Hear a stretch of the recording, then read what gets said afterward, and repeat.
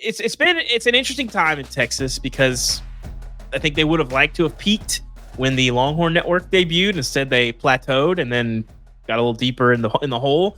Now coming into the SEC, Texas feels like it's peaking at the right time. Shellacked a Colorado State team, I think might compete for a bowl, but not a bad team. Texas looked pretty good. Before we get into Texas, Michigan this weekend, what was your kind of biggest takeaway from week one and that performance coming off the playoff bid from a year ago? That's about what you want, man. I mean, Colorado State, they've got a couple of guys. I mean, Torrey Horton is a dude who's going to play on Sundays, and they held him to 5 catches for 31 yards. The air raid offense was nowhere to be found because Texas is very, very sturdy on the back end. Much better than, small sample size, but much better than what we saw in the Sugar Bowl. My Penix lit them up. So I think Sarkisian's got to be happy with all the injuries that he's had to running backs, to run for 190 yards, and then also for Quinn Ewers to go 20 of 27 for 260 and 3 touchdowns. And then the backup, Arch Manning, the Fansville deputy, comes in 5 of 6, 95 yards, touchdown, and a rushing touchdown. No sacks in the game. That was strange because they've got a lot of edge rushers on this team. That's probably the only area where I was like, well, maybe one pressure. But they were so good on the back end that he's got to be confident going into Michigan. I don't know why they're a 6.5 point favorite over a team that's won so many 23 games in a row at the house, the big house. But that just kind of tells you that the odds makers are drinking that burnt orange Kool-Aid. With Quinn, I don't know that he's quite hit where the recruiting rankings and all the stuff that he was coming into Ohio State and then Texas kind of suggests that he would be. I think there's still a level that he can get to. I don't think people are talking about him as, one of the top 2 or 3 quarterbacks in the country. But last year against Alabama, we saw that breakthrough game. I think it really earned him a lot of street cred among college football fans of like, all right, like this is a dude now. We don't have to raise our eyebrows at him, but I think there's still a level he can get to. The Quinn that you saw last year and the Quinn that you've kind of talked to people about during camp and saw on Saturday, what do you feel like is the biggest difference in those two guys going into Michigan this weekend? Well, man, I'm going to tell you, Quinn's more mature than the guy that showed up a couple of years back. He's taken more ownership of this locker room, more ownership of this offense. He's got this laid back demeanor about him. And, when you first see him as a freshman, I mean, I'm sitting there going, man, please don't be Jay Cutler. Please don't be Jay Cutler. You don't want to be Jay Cutler. You don't want to be the laid back guy who just doesn't seem to care. But there's a fire about him. He called a players only meeting in the spring when he didn't like what he saw in practice. Those kind of things he never would have done. The arm talent's pretty good. He's still, I still wonder about that deep ball, David. I still wonder about the deep ball.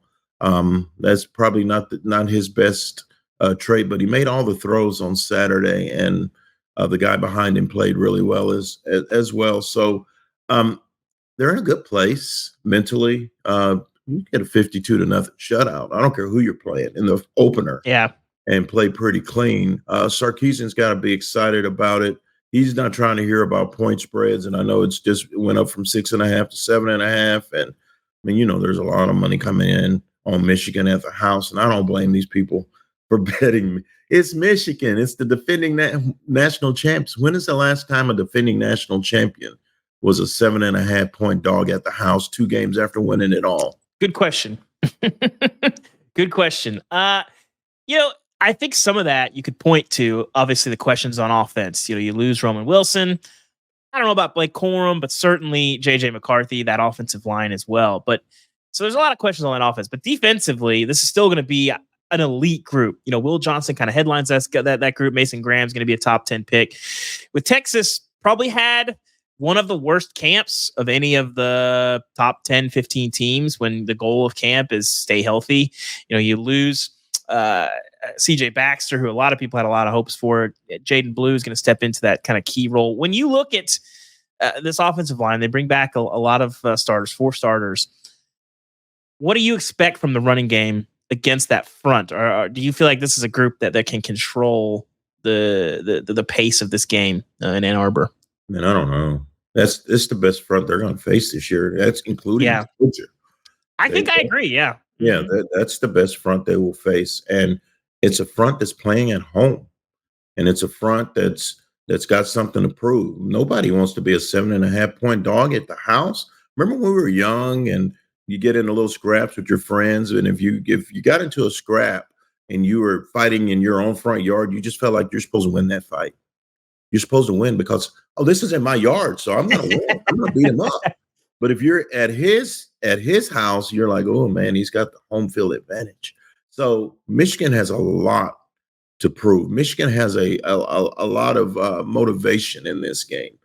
I don't know if Texas is going to be able to control. I don't know if they're going to be able to run effectively. Jadon Blue has not been a bell cow here. CJ Baxter was the between the tackles guy. Jadon Blue was more of a home run hitter, and so I've written this a couple of times already, David, this season in the spring, and I wrote it again last week. They are going to go as far as Quinn Ewers and these receivers and this offensive line can take them. Yeah. It's not going to be about Jadon Blue. I'm telling you now, they're going to come out and they're going to throw it. You try to win the game with your best players. Who are your best players? Your quarterback? Kelvin Banks is probably the best left tackle in the country. Who's the big guy at LSU? Will Campbell. I think those are the two guys that are going to go top 10 as left tackles. So you got those two guys, but you've got Jake Majors, who's started 40 games. You've got guys who have been in those wars, and the fact that you went to Alabama and put up 21 points in the fourth quarter against Nick Saban. It gives them all the confidence in the world. I think this is going to be a low-scoring game, but I don't think that Texas is going to ease up on the throttle. Quinn Ewers is going to throw more than 27 times. Our BetMGM lines for this game, Texas a 7.5 point favorite. The over-under only 43.5. I think we might see, Georgia. I was texting our Georgia writer, Seth Emerson, because I thought we might see a big game from Oscar Delp against Clemson. They use him a lot as a blocker. I was kind of like, he seems like he's kind of MIA. I wonder if we might see them bring, 6-7 guys in to block against that front and let the receivers make plays. And that might include Amari Niblack, new tight end. When you look at the newcomers, some of the new weapons that Quinn Ewers has to throw to in that game, you lose Xavier Worthy, obviously. But you add, like I mentioned, Amari Niblack. You add Silas Bolden. Isaiah Bond had a nice game. Ryan Wingo comes in. What have you made of kind of the new weapons and how they maybe not stack up to last year, but just are these guys good enough for Texas to have a better season than they did a year ago? It's a high bar. That's a way high. And you're talking 12-2. Yeah, you're asking them to win 12 games again. They won the conference, so I'm going to say that's going to be tight. But I'm telling you, Quinn has great chemistry with Isaiah Bond already. Great chemistry with Bond. Golden, pretty good chemistry with Golden, but Bond is his guy. It's obvious. It's Bond. Niblack is one of 3 tight ends they use. Juan Davis and Gunnar Helm are the other 2. So that's kind of a committee type. But Niblack of the 3 is a guy that can beat a linebacker over the middle and do something with the ball after he catches it. They didn't feature him as much. Silas Bolden, the Oregon State guy. Silas didn't play as much in the first half, but he got a groove with Arch Manning. He only caught 1 pass, but it was a touchdown pass for 5 yards. I think it's going to be about Isaiah Bond and Matthew Golden. Those are the 2 that I think Quinn has already gravitated toward when it comes to looking, and he always looks Bond's way, and Bond always seems to be open. And granted, he was playing against Colorado State. This is Michigan. This is different. I mean, again, Will Johnson's going to be back there. I mean, it's way different. So it's going to be interesting if that offensive line can hold up. They gave up 1 sack. If they can hold up, and get a modicum of rushing yards. I'm not saying run for 130 yards against the Michigan Wolverines. It's not going to happen, David Oven. That is not going to happen. We're going to run for 75 or 80 and keep Quinn clean. They have a good chance to win this game by a touchdown. Mm-hmm. Yeah, I think that's probably right. When you look at this group, obviously the secondary, the last time we really saw them be tested, didn't go well. I will say, Michael Penix, that might be the single best game I've seen a quarterback play, maybe in my life. I got to tell you, it was up there from a college quarterback. Some of the throws he was making. So I don't know how much that was Texas. I didn't see a ton of busts in that game. Michigan, a different challenge. Colson Loveland seems like he's going to be their main target in the passing game. I didn't love what I saw from those receivers. Is this a matchup that when you look at Texas and that secondary, which might be improved, but still a little nervy from a year ago, I mean, how much do you feel like that favors Texas at this point? I think it does, because I don't know that they're worried about Davis Warren. As great a story as that is, I mean, 15 of 25, kind of a sluggish start, buck 18, a touchdown. Didn't play horribly, but he's new. He was a walk-on.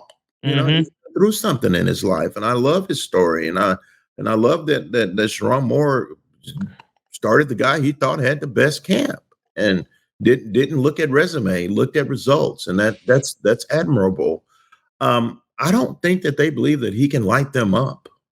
And Texas has added a couple of pieces. Andrew Makuba comes from Clemson. He's a local kid. He went to Austin LBJ. He's been a nice addition. Michael Taft on the back end, another Austin kid, played well. And Jahdae Barron is the senior back there. He had an interception and a nice return. So they are experienced on the back end. The question that I have is, will that pass rush show up against an inexperienced quarterback, speed that clock up in his head, just like Michigan did to Penix in the championship game?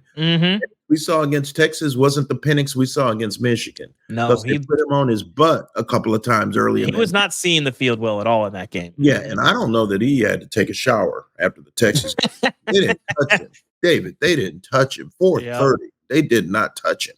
So I think that Texas going to get more out of the pass rush. We'll see. That offensive line, we'll see. We'll see if that offensive line holds up.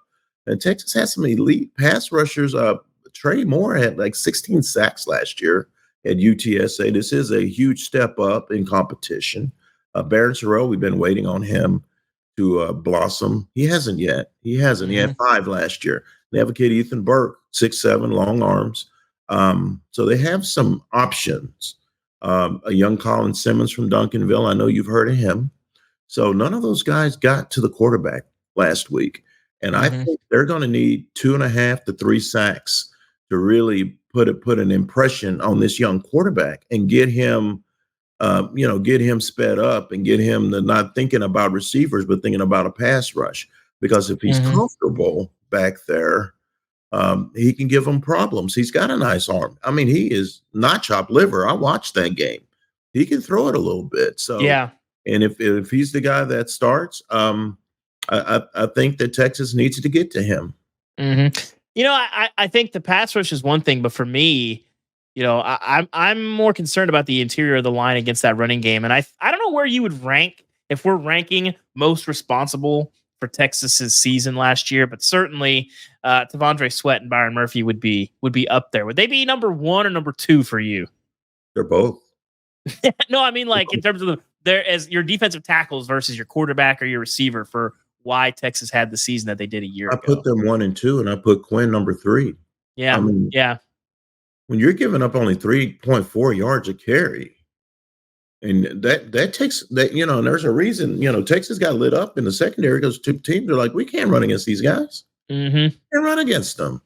And Byron Murphy, people didn't talk about as much about Byron as they did about Sweat, but the NFL guys noticed.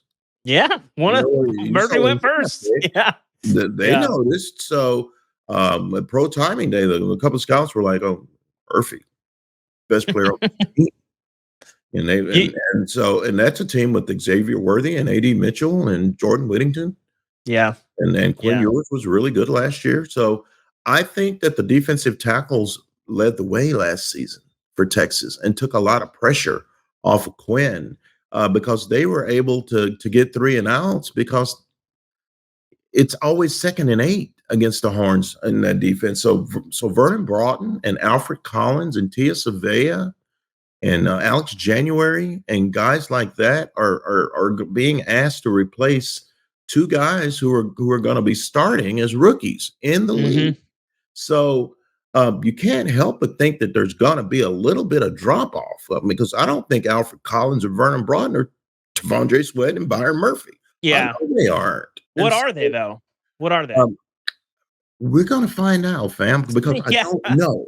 And, and I'm not going to sit there and go, oh man, they dominated against Colorado State. They're going to be great. Man, I don't know. Let's have this conversation after Saturday. We'll know more on Saturday because the one thing I can tell you about Michigan is they're going to run it at Texas, and they're going to say, "Stop us, big boy. Let's find out if you can hold up your water in the middle." You've got a first-time starter middle linebacker and Anthony Hill Jr. Waylon Ford is another guy. He was very valuable. He was an All-American. So you've got guys who are cashing NFL paychecks who are no longer on the team, and you're asking some guys who are rotational guys to be mainline performers. And so we're going to find out a lot about them against Michigan, against Oklahoma, against Georgia, Oklahoma and Georgia back to back. That's a big deal. Do you think that the interior of the defensive line is what is keeping Steve Sarkisian up the most this week? Absolutely. He's not worried about his offense, David. Yeah. He's got a veteran quarterback. He's got a veteran offensive line. He's got a good running back. He's got 3 pretty serviceable tight ends and maybe the deepest receiving core in the country. They play 7 guys. Quinn Ewers completed passes to 10 different receivers in the first half last week. So he's not worried about that side of the ball. He's worried about secondary. They got roasted 116th in the country against the pass last year. He's worried about a defensive interior line that lost 2 NFL players. That's what's keeping him up at night because you got to know, David, you got to know that the Michigan Wolverines are going to test them early and often. And Sherrone Moore is not going to give up on the run. Yeah. They may be averaging 2 yards a carry in their first 10. He's going to keep running it. I'm with you. And we'll see what Donovan Edwards has there. I think he's a guy that we haven't seen him have to carry as much of the load as he is this year, but we'll see. Do you think Texas last year 5-0 on the road? They lose to Oklahoma. They lose in the Sugar Bowl. How much do you think that matters carrying over this year? Obviously, the win at Alabama was big, but you sort of survive at TCU as well. How much is going on the road and having the kind of success that they did matter, big picture, and then this weekend going to the big house? I think it does because a lot of those guys are back, and so they know the Alabama game, man. To go in there and beat Nick Saban, I mean, not too many people do that, and so to go in there and win that game and the trail in the fourth quarter. And to come back and win by double digits is a big deal. They played a lot of one-score games last year that they could have easily lost. They could have lost to Houston. They could have lost to TCU. They were tied 10-10 going into the fourth quarter against Wyoming. I mean, K-State's throwing into the end zone at the end of the game to beat them. So they won some games that they could have lost. Now, is that intangibles? Is that just being lucky? I don't know. But there have been times when there are games they could have put away. They're up 21-0 at Houston. And then it's 21-all. Yep. I mean, what are you doing? So there are games where they could have put it away, but didn't. And so this is one of those times, a non-conference, and I'm not saying they're going to be up big on Michigan, but if you do get up big on Michigan, man, you gotta drop the hammer. And the one thing about Quinn Ewers, I don't worry about Quinn Ewers in marquee games. Quinn Ewers will play well against Michigan. I can tell you that now. but I worry about him against UTSA and Vanderbilt and teams that are not marquee. We'll see if that maturation over this last year, has taken hold, and that he will be as good against lesser opponents as he is against these marquee opponents. Mm-hmm. Well, said before we let you go, you got to pick. I'm taking Texas by a touchdown. I'm rolling with Betty and GM. I'm rolling. The gamblers always seem to know, Dave, and that's why you don't gamble. We don't. I know. I got to tell you, so I think the line's about right. I think the line's about right. I always go with the best quarterback. I think Michigan can. Can make this interesting and win this game, but I still have a ton of questions about just the program from a macro perspective and maintaining some of the things that made the Harbaugh program its own program. Plus, still no Connor Stallions, but we won't get into that on this. I saw something on X today, and they had a Texas fan. Hey, Michigan, please don't steal this sign. Get over it. That's so 2023. No more Connor Stallions.